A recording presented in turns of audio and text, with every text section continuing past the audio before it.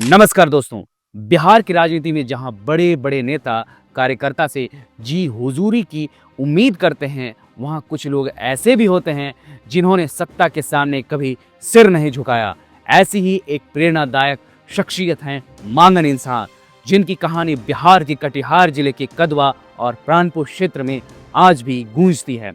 1980 के दशक में गरीबी से जूझे हुए एक होमगार्ड जवान से विधायक बनने तक का उनका सफर न सिर्फ केवल संघर्ष की मिसाल है, बल्कि ये भी दिखाता है कि सच्ची जनसेवा से कोई भी सत्ता को चुनौती दे सकता है।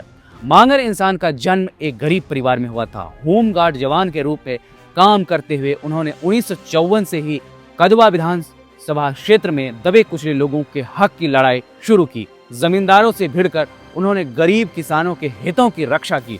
उनकी ईमानदारी और साहस ने उन्हें जनता का चहेता बना दिया। 1972 में उन्होंने मुखिया का चुनाव जीता। तब उनकी पत्नी और बच्चे मजदूरी करके घर चलाते थे। आर्थिक तंगी के बावजूद मांगन इंसान ने जन सेवा को कभी नहीं छोड़ा।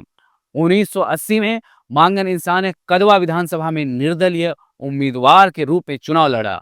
उनका मुकाबला कांग्रेस के दिग्गज प्रोफेसर उस्मान गनी से हुआ था। नंगे पैर गले में टीन का डब्बा लटकाकर डुगडुगी बजाते हुए वे चंदा मांगते और वोट की अपील करते। अन्य दलों के उम्मीदवार उनका मजाक उड़ाते, लेकिन मांगन अडिग रहे। चुनाव परिणाम में धांधली के आरोप के बाद उनके समर्थक और वर्दीधारियों के विरोध के चलते रिकाउंटिंग हुई, जिसमें मांगन इंसान मात्र 30 वोटों से विजय हुए। यह बिहार की राजनीति में एक ऐतिहासिक क्षण था। मांगन इंसान की सबसे चर्चित घटना 1980 के चुनाव से पहले की है, जब कटिहार में तत्कालीन प्रधानमंत्री राजीव गांधी की जनसभा में उन्हें बोलने का मौका नहीं मिला। बिना झिझक मांगन मंच पर चढ़े और राजीव गांधी के हाथ से माइक छीन लिया। सभा में सन्नाटा छा गया, लेकिन उन्होंने निडर होकर क्षेत्र की समस्या गिनाई। ये घटना उनकी निर्भीकता का प्रतीक बन गया।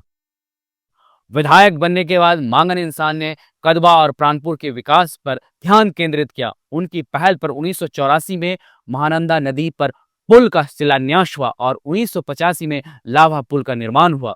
1985 में कांग्रेस के टिकट पर प्राणपुर से चुनाव जीतकर उन्होंने फिर अपनी जनसेवा का परचम लहराया। मांगन इंसान की कहानी आज भी बिहार की राजनीति में प्रेरणा का स्रोत है, जो साबित करती है कि गरीबी और संसाधन की कमी सफलता में बाध्य नहीं बन सकती है। 2025 का चुनाव आ गया है। 2025 के बिहार विधानसभा चुनाव में प्राणपुर सीट पर सियासी घमासान जारी है। बीजेपी ने दिवंगत नेता और पूर्व विधायक विनोद कुमार सिंह की पत्नी निशा सिंह को मैदान में उतारा है एक बार फिर। वहीं महागठबंधन में उम्मीदवारों को लेकर खींचतान जारी है। राजद की ओर से इशरत परवीन उम्मीदवार हैं, जबकि तौकीर आलम जो बरारी से भी चुनाव लड़ रहे हैं, और कांग्रेस के सिंबल पर उन्होंने प्राणपुर में भी अपना नामांकन दर्ज कर दिया है। प्राणपुर में इस बार बाहरी भगाओ लोकल को नेता बनाओ का नारा जोर पकड़ा है। स्थानीय लोग चाहते हैं कि उनका प्रतिनिधि ऐसा हो जो क्षेत्र की समस्याओं को गहराई से समझे और मांगन इंसान की तरह जनता के हितों के लिए लड़े। मतदाताओं में इस बात को लेकर असमंजस है कि वे तौकीर को वोट दें या इशरत परवीन का समर्थन करें। वहीं एक वर्ग है जो निशा सिंह के लिए एक पांव पर खड़ा नजर आ रहा है। अब सवाल है, क्या निशा सिंह अपनी विरासत को बचा पाएगी? लेकिन स्थानीय बनाम बाहरी का मुद्दा इस चुनाव के लिए बड़ी चुनौती बन गया है। खैर दोस्तों, मांगन इंसान की कहानी आज के नेताओं और मतदाताओं के लिए एक सबक है। उनकी निर्भीकता और जन सेवा का जज्बा दिखता है कि राजनीति सत्ता के लिए नहीं, बल्कि जनता के लिए होना चाहिए। प्राणपुर के मौजूदा चुनावी माहौल में जहां स्थानीय भावनाएं उफान पर है, मतदाताओं को यह तय करना है कि कौन सा उम्मीदवार मांगन इंसान की तरह उनकी आवाज को बुलंद करेगा। क्या प्राणपुर की जनता एक बार फिर एक असली इंसान को चुनेगा? ये सवाल 2025 के चुनावी परिणाम तक जवाब मिलेगा। तब तक मांगन इंसान की कहानी हमें याद दिलाते रहेगी कि सच्चा जनसेवक और साहस से कोई भी सत्ता की ऊंचाइयों को चुनौती दे सकता है। फिलहाल दोस्तों, इस वीडियो में इतना ही। मिलते हैं अगले वीडियो में। अगर आप हमारे ये वीडियो फेसबुक पे देख रहे हैं तो फेसबुक पेज लाइक कर लें। अगर आप हमारा ये वीडियो यूट्यूब पर देख रहे हैं तो यूट्यूब चैनल सब्सक्राइब कर लें। मिलते हैं अगले वीडियो में।